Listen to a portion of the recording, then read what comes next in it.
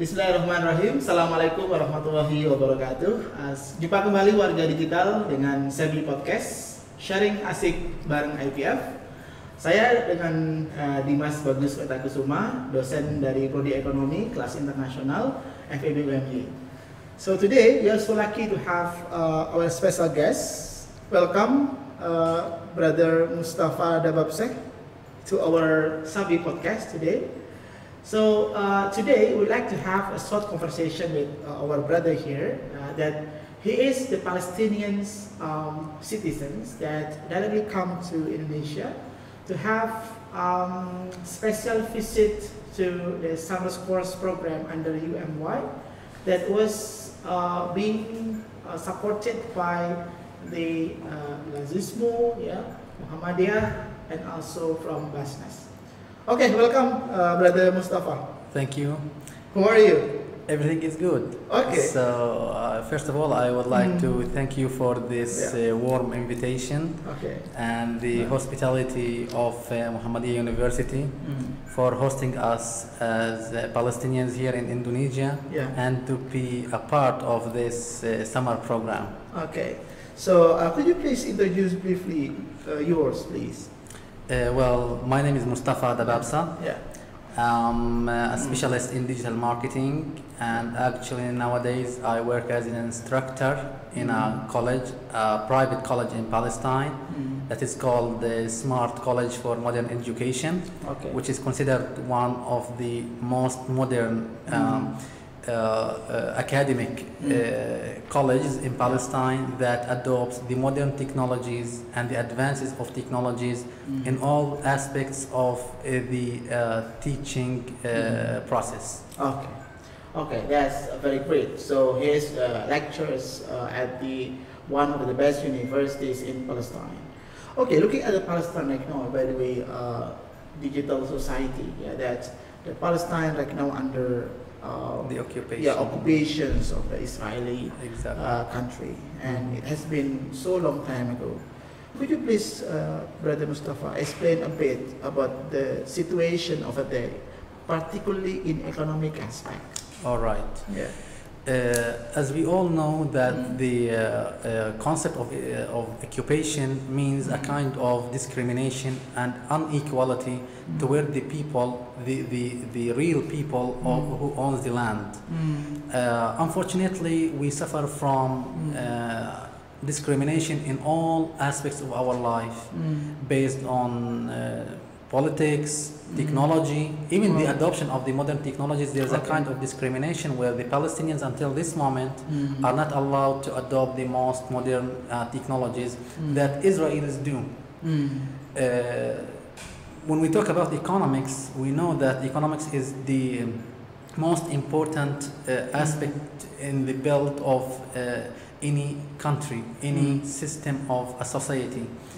The Palestinian society is considered a service sector, as unfortunately all of the resources, the natural resources specifically, are under the control of the Israelis' occupation, where the Palestinians don't have the right to use it, whereas the airports, the ports, the sea, the gas, everything is under the control of the Israelis' occupation. Okay, so looking at that, very interesting to note that you are under occupation of the another countries over there. Yeah. So the question remains is how the society over there survive in economic point of view. What the works, what the jobs that are mainly conducted by the citizens of Palestine, so that they survive until now. As I mentioned now, the economic sector is based on services, not like production. We don't have these huge production manufacturers because of the absence of the raw materials, as I mentioned. So the job sector is based on the banking system first, and we have the public jobs that the government offers in all of the aspects, in addition to the education, of course. So the banking system nowadays in Palestine is considered the most important sector in Palestine that has a great majority of the let's say, the role of our continuous to be able to continue under this occupation in Palestine and to survive until this day and to improve our own economy. Okay. So you mentioned that the service sectors is the main sectors that develop the Palestinian economy. So it means that the country, the Palestine, not having a huge number of exported goods. So it means that your country are mainly importing so many goods from outside. Is it right? How many percent that you can provide? Let's be clear about one point here. One day, Palestine was one of the most countries in Middle East that export its products, whether in agriculture, in other finished goods as clothes, shoes.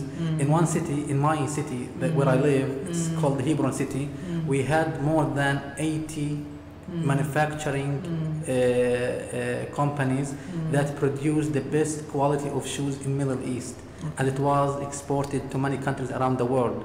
In addition to our plants, our agriculture was the best in Middle East. It was exported to all of the countries in the Gulf area and the other countries around. But unfortunately, after the occupation, control all of our resources, all the borders now are under the control of the Israeli occupation. Our ability to export is very, very limited. Until now, we export few products, but with many restrictions, and we come again to the point of discrimination due to the concept of occupation, where the opportunities for us as Palestinians to export is very limited, and they put many obstacles in our face while we are heading to export. On the other hand, the Israeli government gave all the support and the subsidies to the Israelis investors to improve their own businesses. I see. Looking at the banking system that you mentioned before, that in the Palestine, the banking system quite good in terms of developments. Could you please explain a bit about the situation of the banking, either conventional or Islamic banks over there? How many banks that you have there? All right. Banking system is very important for the Palestinian society because, again, we are a very small country that suffer from their inability to use their resources that they had before. So we're in a big need for the banks to invest and to grow our businesses. So there was a great role for the banking system in Palestine toward the economy as a whole since the year 1994, where we started having a banking system in Palestine that use local banks, not just banks from other foreign countries, as we had some banks from the UK, we had the HSBC, and also we had many banks from other Arabian countries as Egypt, Jordan, Kuwait. So nowadays we have about 18 banks in Palestine. 15 of them are conventional banks and only 3 Islamic banks. So let's say that the Islamic banking system is still an infant this sector interesting of discussion. banking. The digital society, that you see that the Palestine is one of the Islamic countries in also located in Middle East, but ironically, in terms of the numbers, only 4 out of the 18, 3 of 18 are Islamic banks. Yeah. So the question remains is, what makes this Islamic bank in Palestine so very hard to grow? What the main reason? Is it because of still under the occupation or under the war, or maybe some cultures or whatever? Perhaps, Doctor, you can elaborate what the factors that make Islamic banks seems to be very difficult to grow.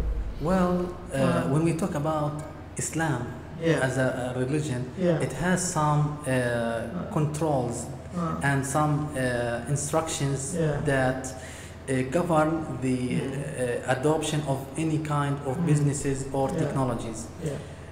So Islamic banking system, as I mentioned now, is still new, and it suffers from a degree of kind of unequal competition with the conventional banks in Palestine.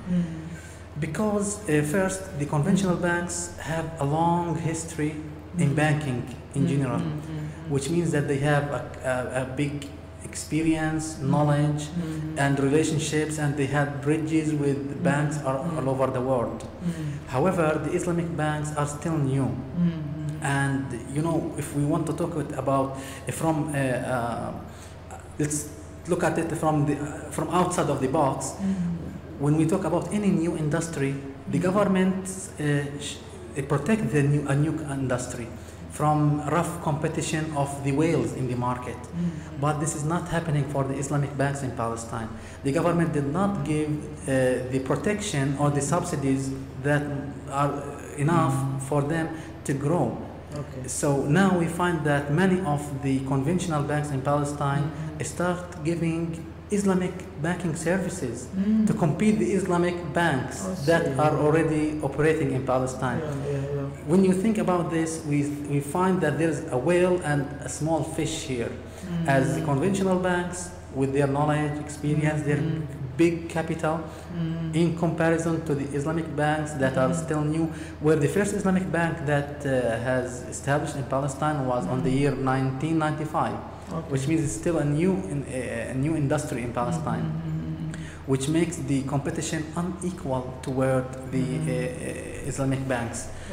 Also, we suffer from a shortage of the expertise in this sector, where most of the studies, most of the scholars focused on the religious side of the Islamic banking system. They did not focus enough, they did not pay enough attention to the economic side of Islam, because in Islam we have Islamic economic system, but unfortunately in Palestine we did not focus on this enough. That's what, in my point of view, which means that we need to reinvest in our specialists, in our new generations, in the human resources, to focus on the economic side of the Islamic system. Looking at this observation that the government support in Palestine is still quite not good, but do you see that the society as the pillars of the Islamic system, for example, are not really understand what is the main difference between the Islamic and conventional, so that regardless the government support, as long as the society over there aware about Islamic banks difference, I guess that the share of Islamic bank could improve, isn't it? So perhaps it is a problem, not problem, but whether the society in Palestine still look the Islamic banks still the same with conventional. You actually elaborate to a very important point here, that unfortunately the majority of the Palestinian community still don't understand the real difference between the Islamic banking system and conventional banking system. Until this moment, most of the people think the only difference is in the name. Everybody who you talk to or discuss any services between the Islamic banking system and the conventional, you find them say, so what's the difference? We just feel that the only difference is in the name of the bank. This is conventional and that is Islamic. But here there is a big mistake also the Islamic banking system fall in, which is the low level of awareness of the Palestinian citizens of the real value, the real Islamic value behind the Islamic services in the banks that don't contradict with Sharia. So the responsibility of the banking system here, of the Islamic banking system, is to increase the awareness of the values and the real difference between what they offer and what the conventional banks offer. For example, we have a lot of Islamic banking services that may facilitate the life for Palestinians. For example, we have the concept of murabaha. When you talk about murabaha, the people think that it's the same as the conventional loans of the other banks. But when you elaborate to the details of the service that provided by the Islamic banks in Palestine, you find that it doesn't contract with Sharia. It doesn't work with the problem with the concept of riba. This is a big issue here. Yeah, the Islamic banks is away from the riba. They work on other mechanisms like the murabaha, where the issue here is different, where the bank buys the commodity and then resell it based on two contracts as a buyer and a seller. And the selling is not as riba as mentioned in the Quran. Okay, so it is interesting, digital society, that you see that in Palestine the awareness of the people still not complete in look at the comprehensive observation for Islamic bank. So they see that Islamic and conventional seems look like. Yeah. So is it also that, brother, I have also a question remains that it implies that also the low share of Islamic bank is due to the people sees that the procedures, the administrative stage, when they approach Islamic bank is more difficult and more long. And the second one, it is also related with the whether Islamic bank in Palestine is risk averse. Risk averse mean that because they are still very small, so they see that if the people take a loan from them, so the risk would be higher compared with if the conventional bank service them. So this is also some question from the perspective of supply side. Yeah, for supply side problem, the bank itself. Okay, let me explain this point. That many people think that the same as what you already said now, that the Islamic banks are still small and find it like risky. But if we go in the details, we find that it's not more expensive, it's not harder to deal with an Islamic bank. It's the opposite. It's absolutely the opposite. We find that who studies this in deep finds that the Islamic banking services are easier, are clearer. But the problem again is with our awareness about these services. The banks, the Islamic banks in Palestine must focus more on promoting their services, whether it's murabaha, mudaraba, musharaka, ijara. We have a lot of services.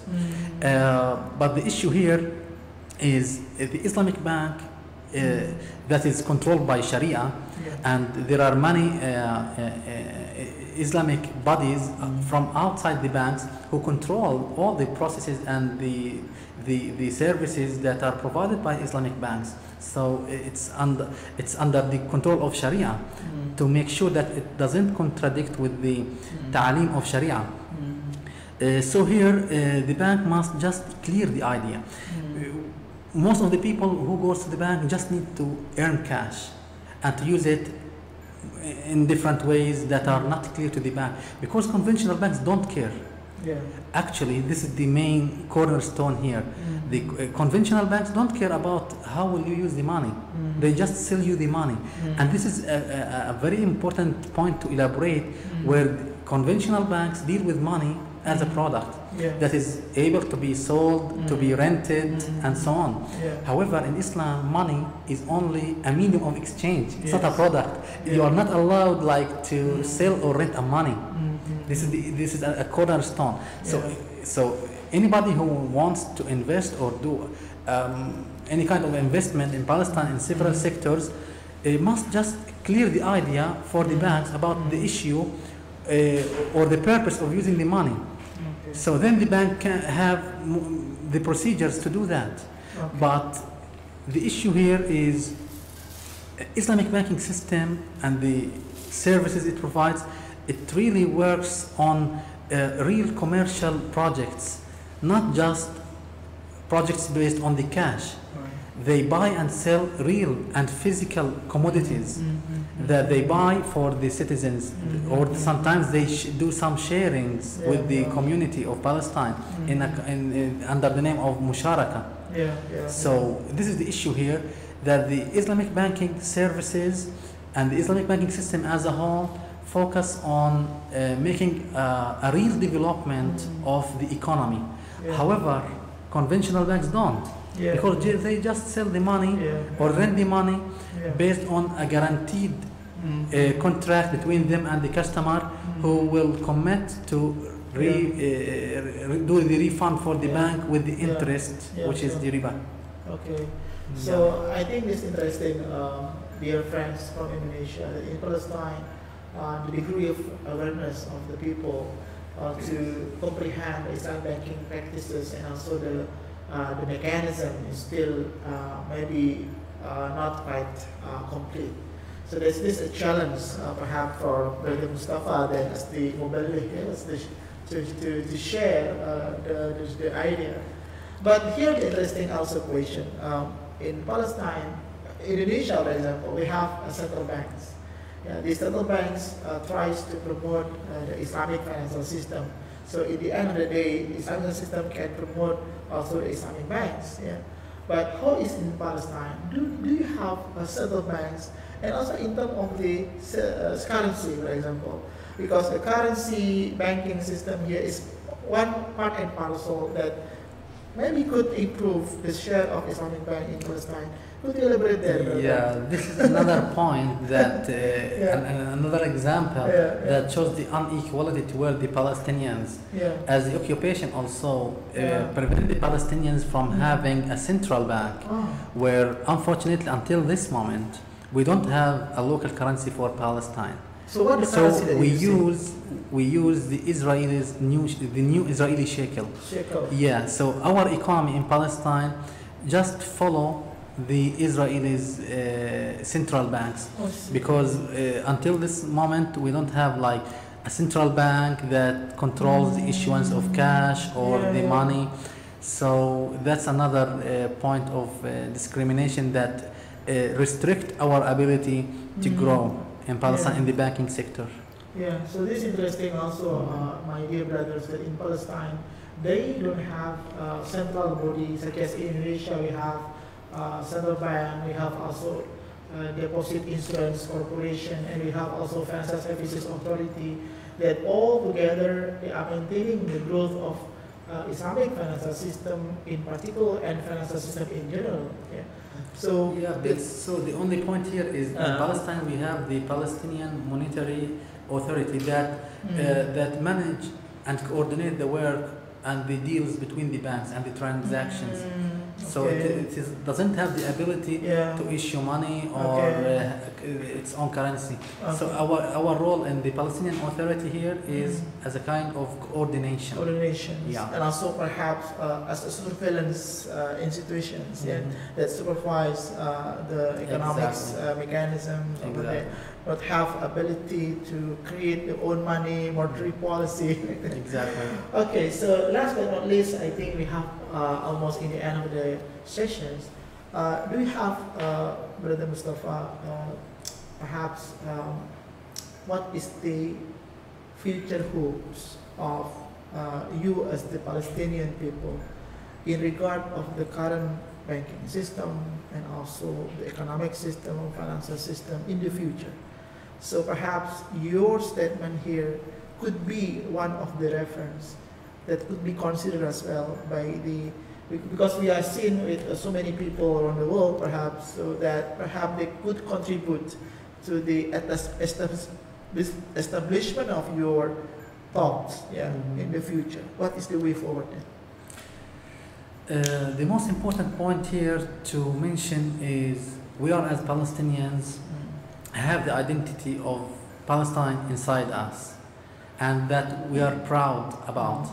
And despite all the restrictions, despite all the punishments that are imposed by Israelis on the Palestinians, all the Palestinians, they are Muslims, we are Christians, whatever their background, there is a kind of inequality, there's a kind of discrimination toward the Palestinians.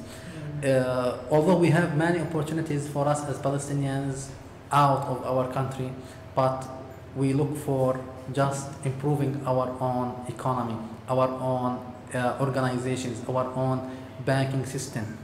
So we go out, we come here to a country as Indonesia to gain more experience, to exchange knowledge and enrich our knowledge and expertise, to use it to build our organizations and our economy in Palestine.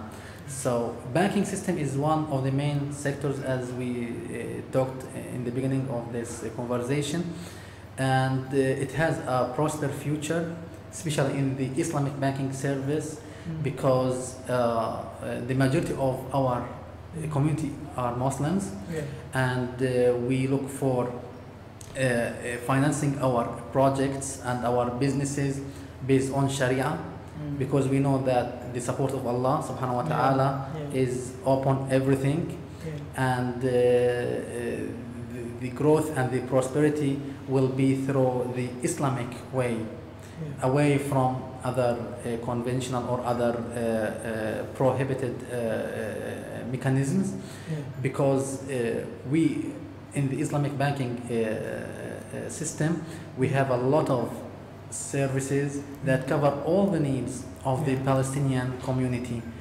whether they are individuals or corporations, whether we are farmers or manufacturers, we are traders, we are students, we are doctors. In all fields we have sufficient Islamic banking services that cover all of our needs. So yeah, we have a brighter future, inshallah, in the Islamic banking service sector in Palestine. Okay, digital society. Just now we have heard together about the experience, information about the economic situation and banking system in Palestine, and we have known together that over there the discriminations between the Palestinian and non-Palestinians are quite broad. So that it is a main of the problem that they are facing now.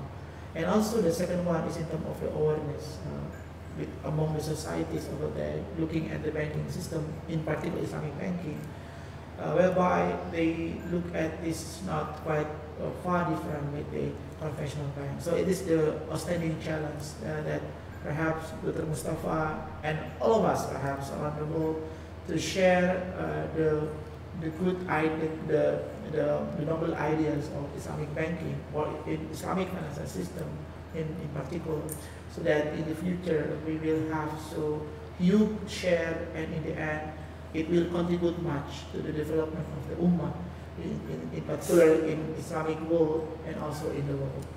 Last but not least, Dr. Mustafa, in the end of the sessions, you are the Palestinians people that coming from far away from Indonesia, travel many hours from other part of the world. So what is your maybe advice and maybe suggestions to the young generations, in particular in Indonesia, for example? So what should be the thing that should be prepared? By looking at your own situation, your condition over there, so that you can get some lessons that may improve ourselves. Well, the most important thing for the growth of any country or any community around the world, where there exists in Palestine or Indonesia or any country, is built on the education. So my message here for all children or for all of our new generations in Palestine, Indonesia, around the world, to focus on their education, as it is the cornerstone of the success of our future as Islamic countries. Second, I would like to advise them to take the advantages of the opportunities we have to travel and to participate in many different kinds of exchange programs as students or as staff also for the universities and the schools in Palestine, where we would love to have more of this kind of a program that now we are having in Indonesia, between Palestine and Indonesia, to enrich our knowledge and experience as Palestinians in Indonesia and as you brothers in Indonesia to come to Palestine to in a kind of exchange programs among the universities as students and as staff, as this will diversify our knowledge and our experience in all aspects of life, and to be open to other cultures and other nations around the world. Okay, so we are so happy to visit the Palestinian islands. That seems to be very interesting to see in closer about the situation over there. Very last, but on this, brother, I'm quite interested to listen about your colleagues, your university, your institutions in the beginning, because you are working as the instructor of the Smart College of Modern Education. So, will you please elaborate what this college and what programs that you offer, so that it may relate with you mentioned before to more have collaborative activities, not only just student exchange, but also perhaps staff exchange. Yes, please. Smart College for Modern Education just established in the year 2021. Okay. It is still a new college that adopts the most modern technologies around the world that you can find in any college or any university in any country. Okay. All the programs that are provided in the college are actually used the modern technologies that increase the level of the interactive between the teacher and the student. Where our students are not just like taking the knowledge. Nowadays in our college we give them the possibility to share their teachers to make the knowledge that they actually take from us and then graduate with it to the real market. The main programs we have first is the digital marketing program. We have the chef, food and beverages, and we have the fashion design nowadays, which is a new specialization we have.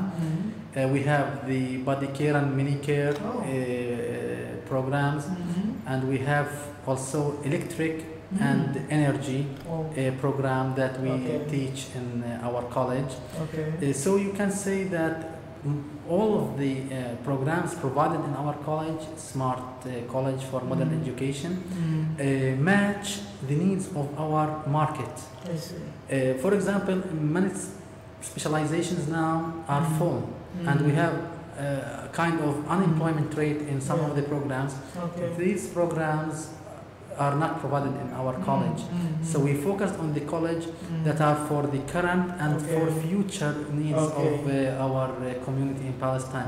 So that's why most of our students who will graduate next year, where our first graduation will be next year, because we give diploma programs that extend for either 1 year or 2 years.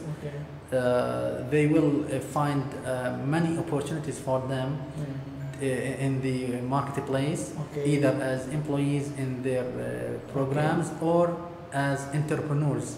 As this generation now is known as the entrepreneurship generation. Does your university provide any financial assistance or such a scholarship for foreign students? As I mentioned, our college is still a new college that was established only last year, and it has many coordinations with different colleges in Palestine and out of Palestine, where we have some coordinations with some colleges in Jordan, for example, and we look for extending these coordinations and relationships that will enrich the knowledge of us in college as staff and as students. And we also look for giving the opportunity for other foreigners, whether from Indonesia, and we look for that scholarships of exchange programs. That's very interesting. My sisters and brothers here, you can exchange students with with the Palestinian student over there, and also we can also receive the student from Palestine to study in Indonesia. So it is very interesting information and discussions that the colleagues of Brother Mustafa here provides very good stream to have more mutual understanding and mutual collaboration, in particular for education and also for many things in the future. Yes.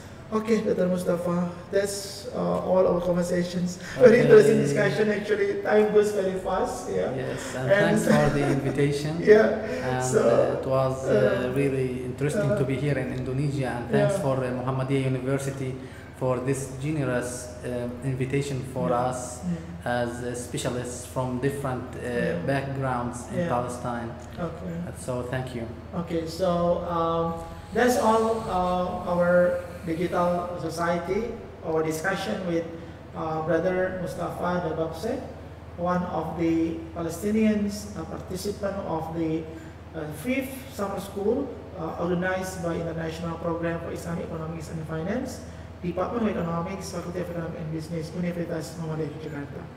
So have a safe flight, Brother Mustafa, to Palestine. And inshallah, we see you again either in Palestine or in Indonesia. We look have more collaborations in Palestine. We look for that. Okay, that's all perhaps. Assalamualaikum warahmatullahi wabarakatuh. Thank you very much. Finish?